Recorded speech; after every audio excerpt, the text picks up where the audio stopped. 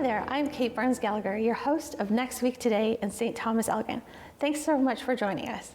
We kick off today's episode with Chief Chris Herridge of the St. Thomas Police. Welcome to the show, Chief. Thank you for having me. So tell us a little bit about your role with the St. Thomas Police. Well, as the Chief of Police, I oversee pretty much all the operations. Of course, there are other members of the police service from the Deputy Chief on down that assist with those operations as well. And our main goal is to enhance the community safety and well-being of St. Thomas. Fantastic. And how long have you been Chief here in the city? Since June 2017. Amazing. And tell us a little bit about your career to get you to the Chief position.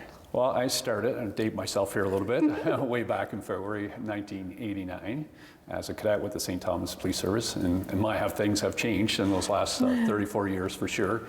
And a patrol constable for a number of years, a traffic constable for a number of years, use of force training, taught at the police college for a couple of years, and then over time progressed through the ranks through criminal investigations, overseeing drugs intelligence, and then overseeing court operations. So pretty much I either supervised or I worked in every unit of the police service. Fantastic. So over that course of 30 years, you've gone from the very beginning up to this Chief position. What have you seen change and evolve over those 30 years? Well, definitely the demands on policing. As I was mentioning earlier, we started policing 20, 30 years ago, at least I did in my career, and it's the core functions of policing, which are dictated by the Ontario Police Services Act, law enforcement, crime prevention. And now we're seeing it evolve to, we are more dealing with social issues in our community. And we did deal with social issues, 20 years ago, 25 years ago, but not to the degree that we are dealing with it today. And we often get caught in the middle between victim and vulnerable. And that's challenging for our frontline officers because we have to be compassionate and empathetic to the needs of the person that needs support, but we also have to protect the victim as well from continuous crime.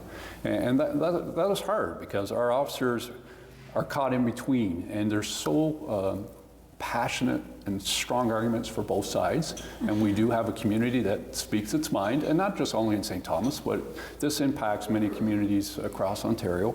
And as I said earlier, 20, 30 years ago, these issues existed, but not to the degree that they do nowadays. And for some reason, we've allowed the problems to cross the threshold of every municipality across Ontario, across our country, if not North America. And is there a role for the public and other organizations to play in helping with the social issues we're seeing happen? Absolutely. I mean, our community partners, we need them to step up, but they, resourcing, financing, those all play a part for them as well, just like for police budgets. And it's challenging for them to have the resources out there on the street. And I believe in boots on the ground theory. We need people out on the street versus people sitting in an office. The person that's vulnerable, the person that's living rough, the person that is living out of a dumpster, and that does happen.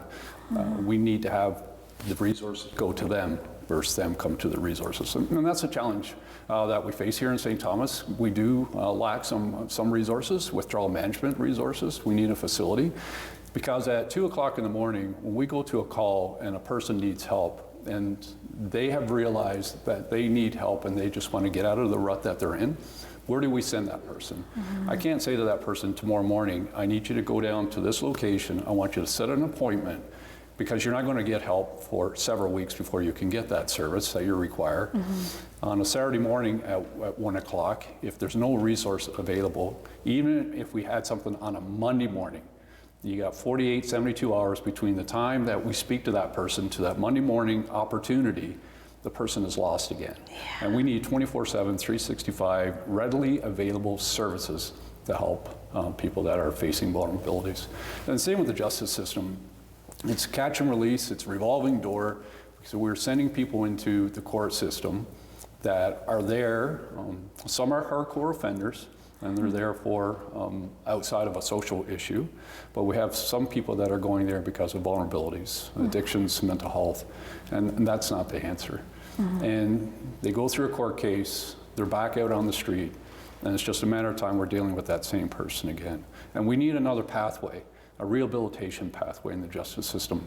Because sometimes people have to be forced and they find themselves stuck and they can't help themselves. And we need to find a way to help them find their way so they can be productive members of society. And that's the compassionate and empathetic approach that we need to take. Right. So as a community, we really need to be passionate and empathetic to both sides of the situation.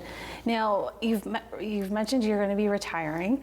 Is there any last words or words of wisdom you'd like to share with the community upon retirement? Well, community well-being, we all own that problem. And it's not just policing, it's just not CMHA, it's just not City Council, it's all of us, all 44,000 people that live in this community. And we need to work together, we need to unite, not find faults, but find solutions.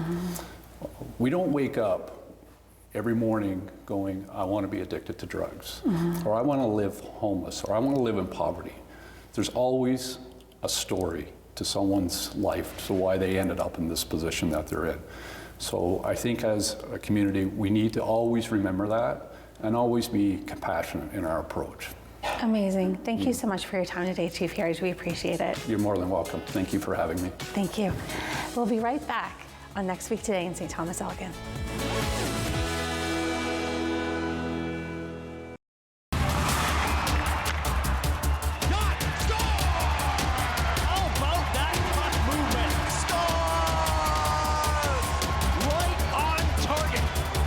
Night's action on Rogers TV.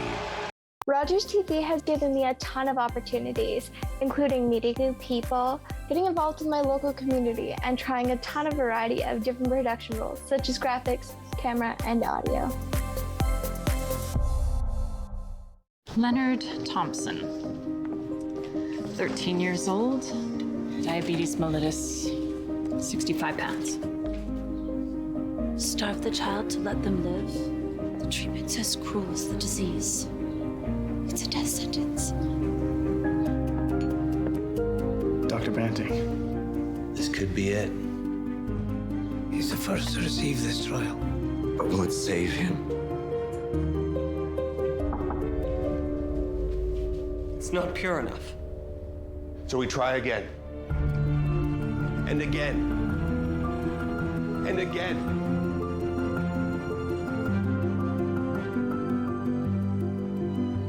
Before the discovery of insulin, diabetes was a death sentence. Banting, Best, Collop, and McLeod's breakthrough has saved millions of lives. Leonard Thompson's was the first.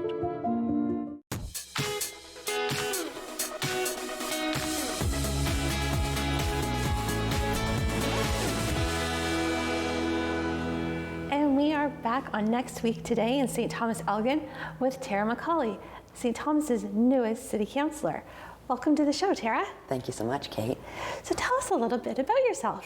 Well, I am not originally from St. Thomas, but have been coming here since 1970, as my parents grew up here and my grandparents on both sides lived here, but officially moved here in 1987 as family.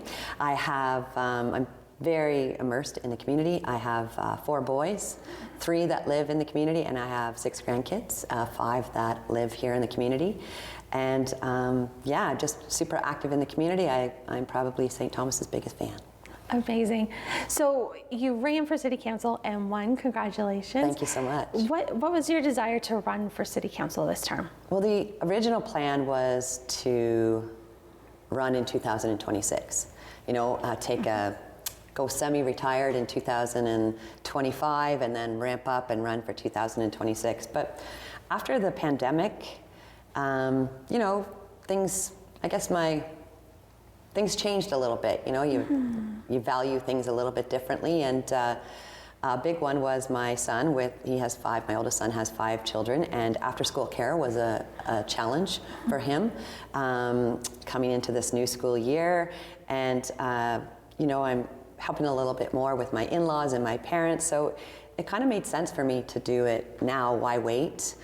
Do it now. And so that's allowed me to be the pickup person for after-school care for my five grandkids. It's allowed me to have some more flexibility, so I can be, you know, whether I need to pick up or drop my with my parents or my in-laws. So it's just given me a lot more flexibility, but also a role that keeps me, you know, heavily ingrained in the community. Amazing. So tell us a little bit about what your goals are for your 4-year term as city councillor. Well, I mean, in terms of goals, one of my big ones, obviously, and it's not just in St. Thomas, it's across the province and Canada, is housing. I look at housing, though, as kind of 3 streams. We need housing for people who are coming to St. Thomas. So the next 4 years, we're anticipating 11% growth. The last 5 years, we had 10% growth. So we need houses for people moving to St. Thomas from other communities.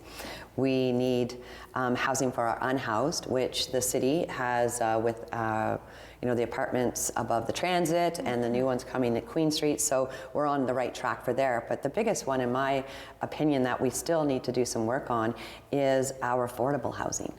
So, you know, our housing wait list for subsidized housing is between 8 and 10 years. So I feel like we could be looking at things a little creatively.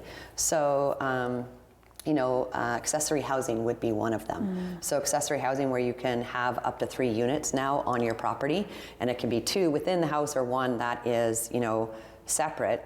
But not a lot of people know that. So really identifying the processes, making sure that they're clear, concise, making sure that that getting appropriate permits is easy, because this doesn't just impact people who are trying to find affordable housing, but it's also generating additional income to households.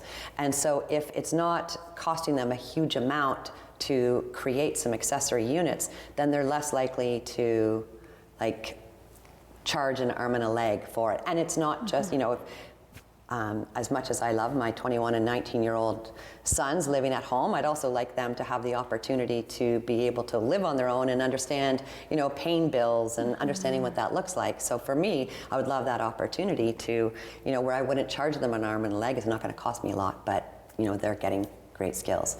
So affordable housing is a really big one, and I really feel like we need to look at any bylaws related to that and understand where our setbacks are and where we can be more creative, not just relying on builders and you know, whether it's provincial or federal, it's what can we do here, what creative things can we look at. So that's a big one for me, specifically to affordable housing.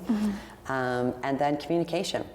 So communication, there's a lot of great things going on in the community, but there's a lot of people that don't know what's going on in the community. And when you go to the city's website, and I've shared this, you know, with the city, is that it's really difficult to navigate.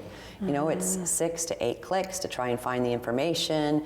And it's not just a website. I feel like we could do, remember the old school town halls, you know, bring the community together. I feel the community's really looking for ways to connect. So how can we be creative in recreating old town halls and make it, you know, a community event where we're gathering information, but at the same time offering a way to connect with other community members. So just looking at different ways to communicate. There's people that rely solely on online, and that's great, but there's other people that do not use social media. And you know, during my campaign, I met people that don't even have a computer, right? So we need to find ways to communicate effectively to residents and gather their feedback. You know, I want to be accessible as possible. Great. Well, thanks so much for your time today, Tara. And we look forward to seeing what brings you for the next 4 years. Thank you for having me.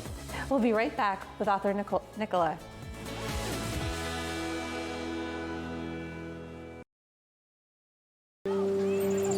Ani, I'm Carolyn King, and I'm a member of the Mississaugas of the Credit First Nation and the creator of the Moccasin Identifier.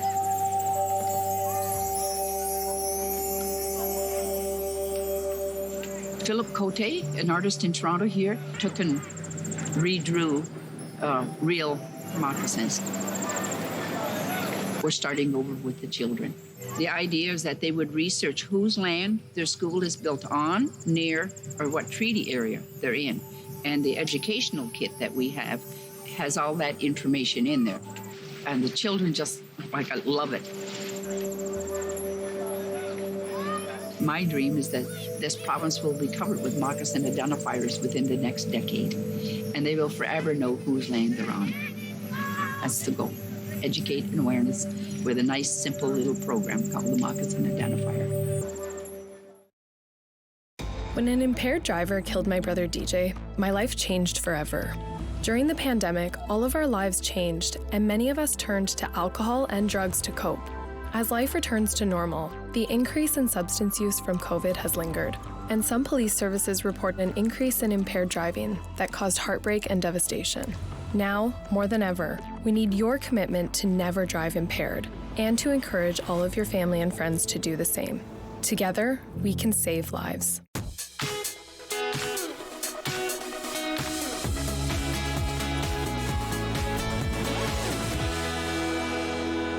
And we're back on Next Week Today in St. Thomas-Elgin with author Nichola Zacher. So nice to have you on the show today, Nichola. It's an honor to be here with you. Thanks so much. So tell us a little bit about yourself. So I became an author in 2019. My dad was diagnosed with dementia in 2020. And so I bought Marley for him. And he was absolutely thrilled with Marley, and it was instant love. And I entered Marley in a Facebook contest, and she won for the Illustrator's First Inspiration.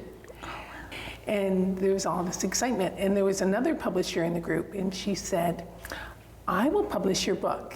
And so I said, well, I've never wrote a book. And she said, oh, you just share your love for Marley. And so then I wrote Marley's Dream Love. Amazing. Yeah. And so what kind of dog is Marley? Marley is a Shorkie.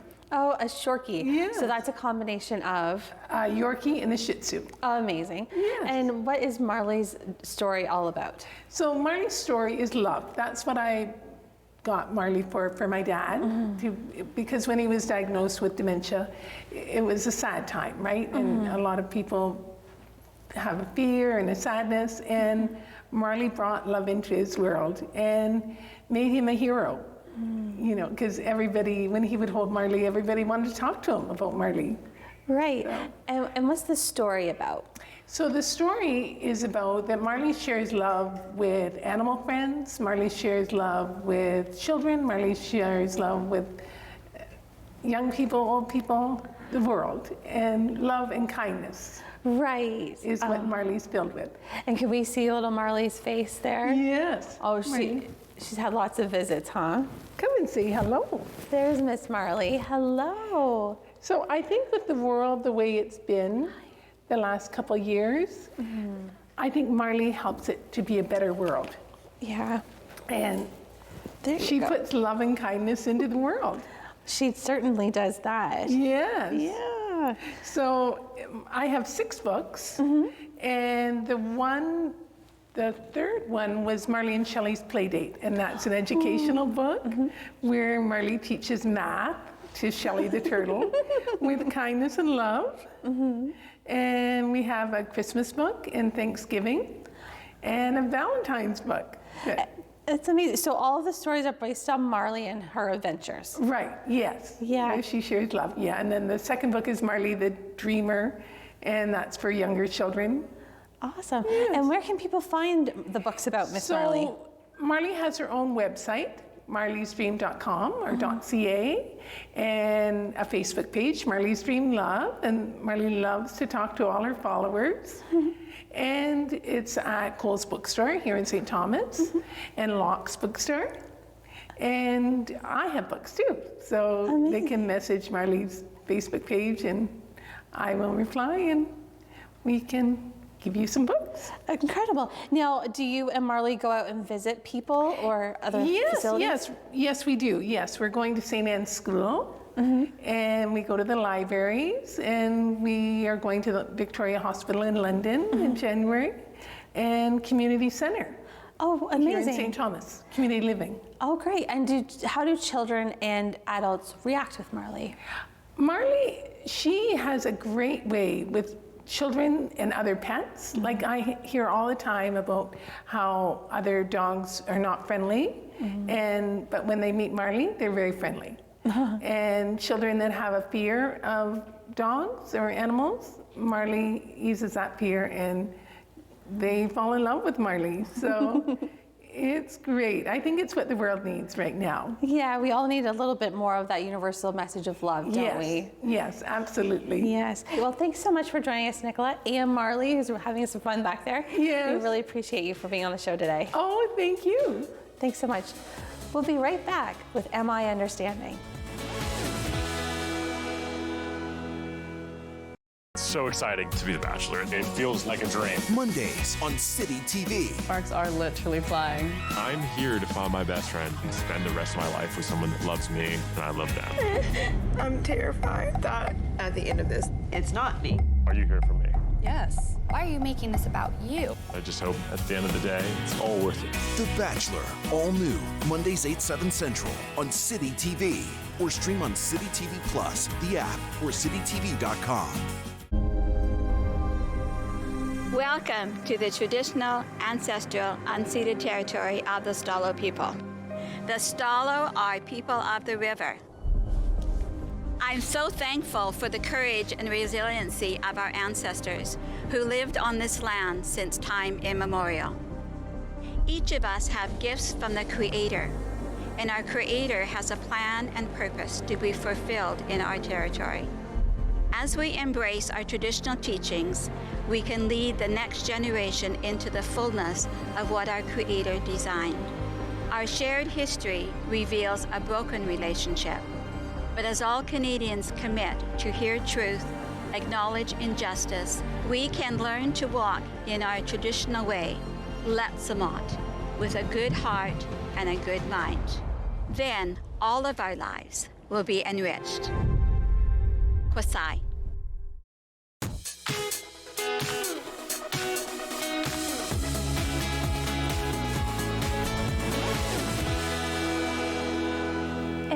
Back on Next Week Today in St. Thomas-Elgin. We are now joined by Jane Hambush of Am I Understanding. Welcome to the show, Jane. Thanks for having me today. So tell us a little bit about yourself. Well, my name is Jane Hambush and I work with Am I Understanding. It's a mental health program designed for parents and families that's available online for parents to access information about mental health for their children. And what we know right now is that parents and families are really struggling, particularly after the pandemic, with children getting back into routines, going back to school, those sorts of things. And what we've done is we've developed a new program for parents called Am I Friends that's available online that parents can subscribe to and get some videos and support and resources about children's mental health and helping with those routines at home. Fantastic. So you mentioned a few years over the pandemic and how that was really tough on children. Yeah. What kind of issues are you seeing coming out of that in children particularly? I think one of the big things we're hearing is the anxiety. The anxiety particularly around, we've got little guys going into kindergarten right now who really haven't even gone to a mall before they go to kindergarten, right? So it's a big new world out there, and for some kids, it's really scary. And for some families, it's really a difficult thing to cope with. And with the inability to access mental health resources readily, this site sort of provides that place that they can go to as sort of a stopgap or as a way to find out information to help them at home. Amazing. Yeah, and so the site, it's really important to know there's a few things about it. One, that we have a psychologist from the Mary Wright Center who vets all the information that's available online, Dr. Colin King, and he even is somebody who introduces quite a few of the videos for parents, takes them through some of the steps, and really talks about those great strategies we need to develop with kids so that we just have an easier day. Amazing. And who's our friend that we have joining us today? Our friend is Poppy, and Poppy is the star of Am I Understanding? In the videos, Poppy and Dad get into situations and scenarios that they sometimes need help with, figuring things out. So Poppy and Dad might have trouble getting ready for bed, or a really typical one when anxiety is there, going out the door. So there's videos that talk about, that the parents watch first. They watch what's going on with Poppy and Dad. They develop some strategies around that or hear about some strategies. And then the parent and child can watch some videos together. And Poppy then they can work on the resources that are available online. And what parents can do when they sign up for the program is their family will get Poppy. Poppy comes to them in the mail for free. All the resources are free. They've all been paid for by the wonderful work of the Optimists here in West Elgin. I know the Optimists supported us quite a bit. So the resources are free as well, and that's a really important part. We've been going into kindergartens here in Elgin and in London, both with the Catholic Board and the Public Board. And what we do is we hand out these little postcards, and the postcards just have a Q code. The parents hit the Q code, they log in, a little poppy comes, and that's where families can start to look at some of the resources and get to work on some of those things that just are they need help with. Right. So you've mentioned children going into kindergarten. You're in the kindergarten classrooms. So what age group does Poppy really work best with? Well, right now, Poppy works best with, I would say, 4 to 10. After 10, puppets are, you know, you're 10, maybe even that's a little bit of a borderline. But we're really hitting up those 4 and 5-year-olds right now because we know that that's an age group that's really been affected by the pandemic in terms of a lot of anxiety issues. Yeah, and I have a little one myself, and I always found people talked about children being most resilient, but there are still a lot of issues that are coming out. So it's so great to see programs like this addressing children specifically. Right, and it's about building that resiliency piece, right? And we know resiliency is built when children are able to label their feelings, and Poppy helps label the feelings. We know that resiliency is built when you can begin to figure things out on your own. But that's not going to happen before you get a little bit of coaching with mom or dad, and you kind of develop that team so that you can do some of those routine things just a little bit easier every day. And the things that you're having trouble with, if you're worried about change, if you're worried about going to school. There's even one, too shy for show and tell, right? All those little things that happen to little people that sometimes we forget are big deals, and they really are. Right. So as much as it is learning and skills for the children, it's just as much learning and skills for the parents too. Right. It really is learning and skills for the parents. So, and the other thing I like is that it doesn't always go well. So the videos are set up so that there's introductory videos, then so some of the videos on self-regulation. The first time you try a strategy, it's not always going to work, right? And as parents, we have to be realistic that this is something we have to work on with ourselves, with our own state of mind about how we're approaching an issue and getting those strategies to work for our kids. And it really is about the parents and children working together as a team. Fantastic. So if people are interested in getting a Poppy or learning more about Am I Understanding It and Am I Friends, how can they reach out? They can go to our website at www.miunderstanding.ca. And if you go on that site, there's all kinds of resources already. And then you'll see a little button to the side for Am I Friends? Click that and you can find out more information about Am I Friends? And if your child's in kindergarten, you might be receiving one of these postcards. That's an easy way to click on with the cue card on the back. Great. Well, thanks so much for your time today, Jane. Really appreciate it. Thank you. Great. Well, that wraps up our show on Next Week Today in St. Thomas-Elgin. Thanks so much for joining us. And until next time, I'm Kate Burns-Gallagher. Take care.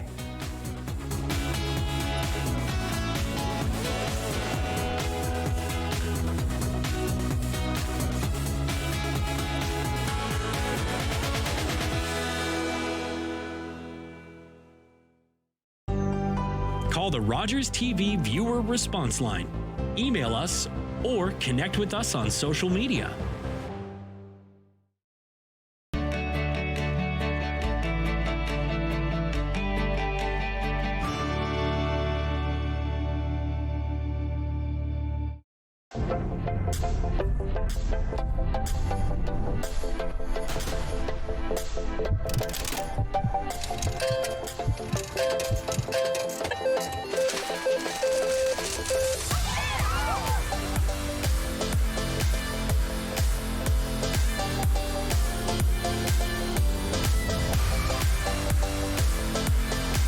American Idol season premiere Sunday, February 19th on City TV.